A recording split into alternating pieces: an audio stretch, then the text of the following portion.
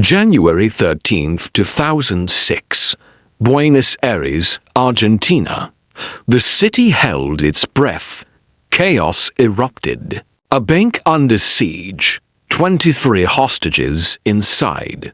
300 police officers swarming the perimeter. Snipers took their positions. A tense standoff. A nightmare unfolding live. Inside, fear was real, the air thick with tension. But the fear, it was a performance, a meticulously staged play. The true heist wasn't happening upstairs. It was happening deep below, beneath the concrete, below the chaos. In the cold, dark vault, a team, quietly, methodically, stuffing bags. $19 million, gold, diamonds, vanishing. The police, locked in a desperate negotiation, they fought every exit covered, every escape route sealed. They were wrong. Hours passed, a cunning tactic. Hostages released, one by one, a bizarre request. Pizza, for the captors, a psychological game. A final distraction. Finally, the order to storm. Police burst in. Weapons ready. They found silence, empty rooms, discarded costumes, toy guns, a half-eaten pizza, and a gaping hole leading into the darkness, into the city's underbelly. The money was gone. The team was gone. They hadn't just escaped. They had vanished, without a single shot fired. The most genius bank heist ever. A ghost story. In broad daylight. January 13th, 2006. Buenos Aires. A tense standoff. 23 hostages inside a Banco Rio branch. Outside. 300 police officers. The city held its breath. But this wasn't a hostage crisis. It was theater. A profound deception. The real targets were not the people. The real prize was not in plain sight. Deep below the streets, another team was at work, systematically emptying the vault, piling $19 million in cash, gold, and diamonds. This wasn't a desperate act. This was the most genius bank heist ever. Its origin, a single question. An unemployed artist, Fernando Ajo, watched a 1999 robbery. What if thieves could simply vanish from a bank, surrounded, without violence, pure trickery? He found Sebastian Bolster, an engineer, a man who lost everything when banks collapsed in 2001. Their target, Banco Rio Acasuso, a vault connected to an ancient sewer system, guarding the untraceable wealth of the city's elite. The plan was audacious. 2 operations. Simultaneously, one group, the performers, staging a hostage spectacle, drawing all police attention. The other, the unseen, underground, filling their bags, then disappearing. The crew was meticulously selected. A former bank robber, a master of hostage psychology, an ex-military specialist, trained in psychological pressure, not bullets, a surveillance expert, 3 months detailing every bank move, a racing mechanic, mapping 17 escape routes through the labyrinthine sewers, and Bolster, the engineer, designing tools to bore through 2 feet of underwater concrete. A 150-meter journey into darkness, every move rehearsed, every word choreographed. This was no mere crime. This was a grand production, a masterpiece of misdirection, playing out in plain sight. Red lights flash, sirens scream, a city on edge, January 13th, 2006. Buenos Aires, Banco Rio. A hostage crisis erupts. 23 innocent lives. 300 police outside. A tense standoff. But it was a meticulously crafted lie. A smokescreen. A grand illusion. Below the bank. In the dark, the real heist unfolded. A cruel, methodical, ruthless, stuffing $19 million into bags, vanishing into the abyss. This audacious plan, born from a flicker of inspiration, Fernando Ajo, an artist, unemployed. He watched a robbery. A question haunted him. Could thieves simply disappear? No violence, just deception. He sought an accomplice, Sebastian Garcia Bolster, a brilliant engineer, a welder, a man with a deep-seated grudge. The 2001 bank crash. Bolster lost everything. A shared fury, a common goal. Their target, Banco Rio, Acasuso branch, a vault, deep below ground, connected to the city's ancient veins. The sewers, a perfect escape route. Wealthy clients, untraceable assets. The ultimate prize, the plan, 2 teams, a theatrical production upstairs, hostages, fake weapons, a carefully orchestrated charade for the police, a silent operation downstairs, a desperate race. Against time, the vault, the loot, the escape, the crew assembled. Ruben Beto Dita, an ex-bank robber, master of crowd psychology.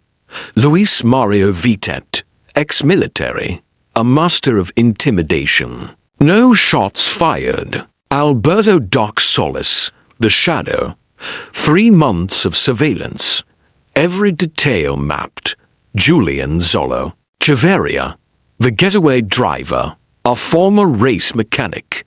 He mapped 17 escape routes through the sewers, and Bolster, the engineer, the architect of their underground freedom, designing tools, breaking concrete, pumping water, stabilizing tunnels, rehearsals, like a play.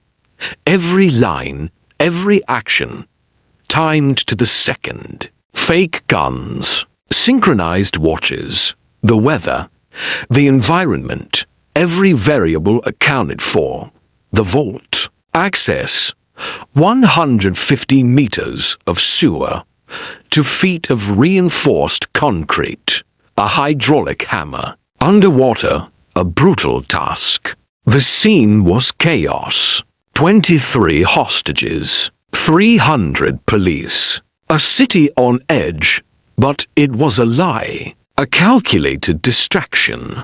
Below them, the real heist unfolded. A vault, $19 million, being silently bagged. The seed was planted years earlier. Fernando Ajo, an unemployed artist. He saw a news report. A routine heist, but Ajo saw potential, not in violence, but in pure deception. His question, could robbers simply disappear from a surrounded bank, without a single shot fired? Using only misdirection, Ajo found his partner, Sebastian Garcia Bolster, an engineer, a skilled welder.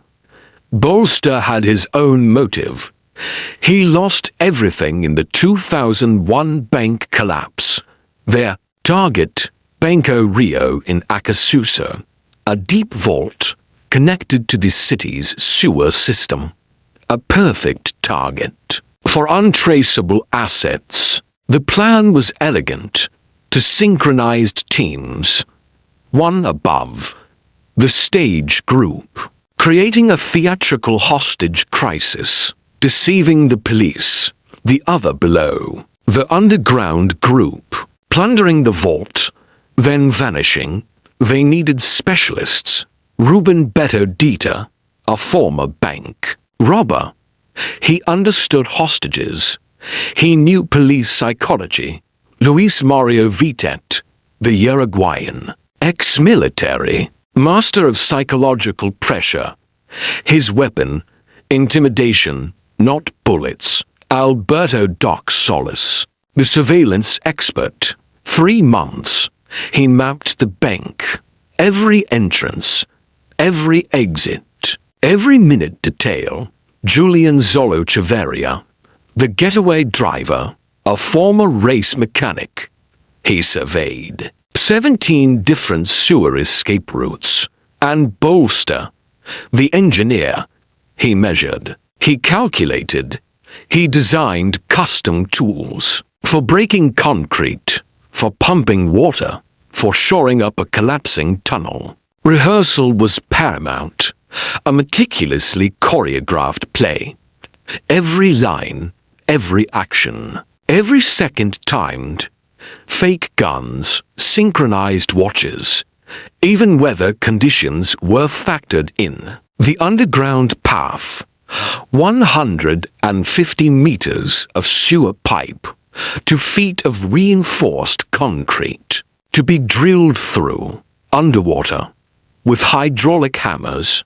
The day arrived. Bolster and his team moved into the dark, below the bank. Vitet and Ajo entered above, guns drawn. Fake, but terrifying. The stage was set, the trap was sprung. The day arrived, January 13th. Upstairs, Vitet and Ajo stormed the bank, guns raised. The terrifying performance began. Hostages controlled, the police called. The clock started ticking. Downstairs, Bolster and his team. The hammer struck, concrete fractured, water surged, they broke through. Hostages released, one by one, a cunning tactic, buying precious minutes. Then, the order, pizza, delivered to the police. A subtle psychological weapon, distraction, derision, the vault, open, a bounty, cash, gold, diamonds, 143 deposit boxes, approximately $19 million. A flood of wealth. 3 hours, 33 minutes. The sewer team vanished. Zolo Chavarria waiting. His escape. Vehicle ready. The upstairs team. They disappeared too. The bank. Silent. Empty. A chilling void. Police swarmed. Inside. The chaos evaporated into disbelief. Hostages. Safe. Toy guns. Pizza boxes. A gaping hole in the vault. The money. Gone. Every single dollar. Panic. Then fury. Then a strange kind of awe. The media erupted. Heroes. The people cheered. Argentina stood by them. A bloodless heist. Targeting the rich. A symbol of rebellion. But betrayal lurked. 1 month later, Ruben Beto's wife, Alicia Dulio, she found the money. She made the call. The genius plot unraveled. Arrests, courtrooms, sentences, 9 to 15 years. Yet, they remained legends. $17 million. Never found. Vanished forever. Spent. Invested. A lingering mystery. The lesson. Control the narrative. Control the psychology. Far more potent than any weapon. But trust. Trust was the ultimate flaw. The leak from within. January 13th, 2006. Buenos Aires, Argentina. The siege ended. Police breached the Banco Rio. They found no thieves, only bewildered hostages. Toy guns scattered on the floor. Cold pizza on a table. and a gaping hole in the vault. A meticulously planned escape vanished. The heist became an instant legend. Not a crime, but a masterclass in deception. The media erupted. They were hailed as heroes. Public sentiment sided with the robbers, a non-violent strike against the wealthy elite. The investigation began, a massive manhunt. But the trail was cold, the planning flawless, the execution precise. It seemed they had simply disappeared. 1 month later, the perfect plan began to unravel. The cracks appeared not in the engineering, but in human nature. Ruben Beto's wife, Alicia Dulio, made a discovery, a secret stash, a betrayal brewing. She saw the money. She called the police. The phone call that brought down a genius. The net tightened. Quickly, efficiently, Fernando Ajo, the mastermind, Sebastian Bolster, the engineer, Ruben Beto, the inside man, Luis Vitet, the psychologist, Alberto Solis, the surveillance expert, Julian Chavarria, the escape driver. One by one, they were apprehended. The architects of the impossible heist, now in custody.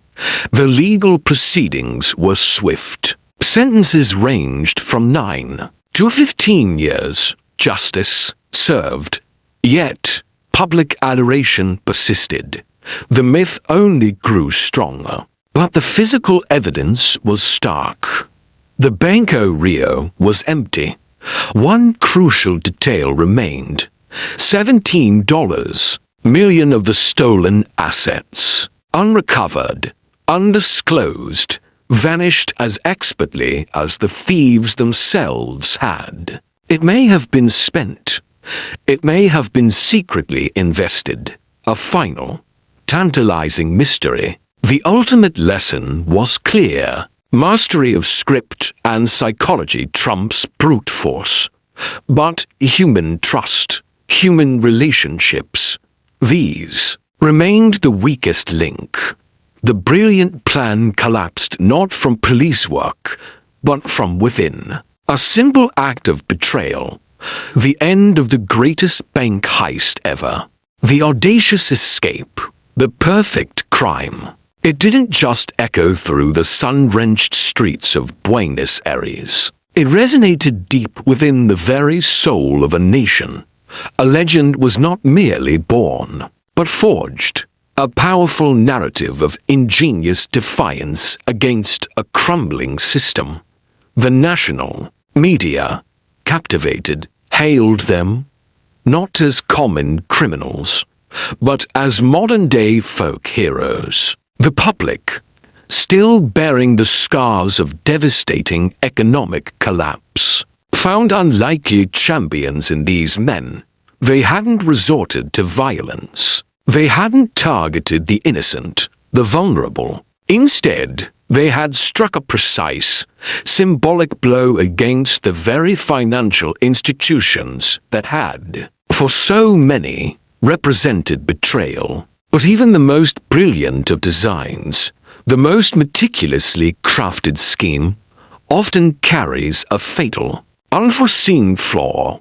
Perfection, it turns out, is the most fragile of illusions. Barely 1 month after their vanishing act, just 30 fleeting days before the intricate threads of their triumph began, inexorably, to unravel.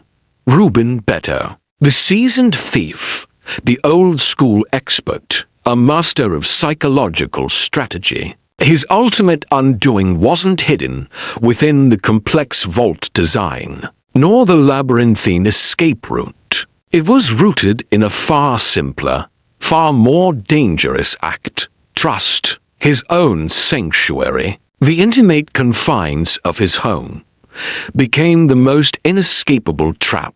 Alicia Dulio, his wife, the woman with whom he had shared his life, his deepest secrets, his most whispered dreams, she discovered the money, the glittering, dangerous spoils of the heist, hidden away like a serpent in their shared haven.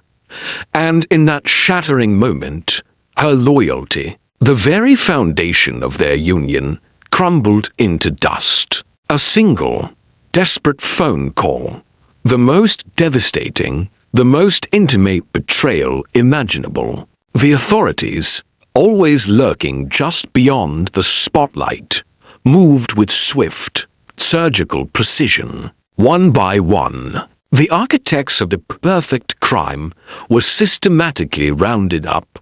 The visionary Ager, the meticulous engineer Bolster, the experienced Beto, the elusive driver Chaveria, all were brought to account. Or, perhaps, merely to a different, more somber stage of their unfolding story.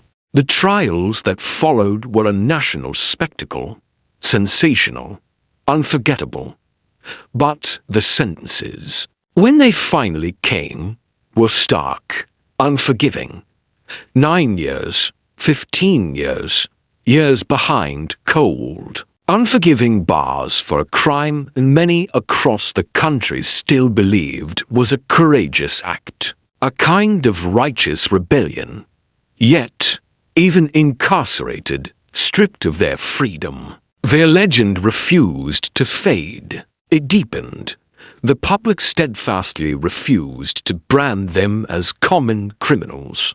Too many. They remained potent folk heroes, enduring symbols of ingenious defiance against a system perceived as deeply, fundamentally flawed, and the treasure, the very heart of their daring exploit, the vast majority of it, over $17 million, simply vanished, absorbed by the labyrinthine shadows of Buenos Aires, perhaps into the very same sewers they used for their escape.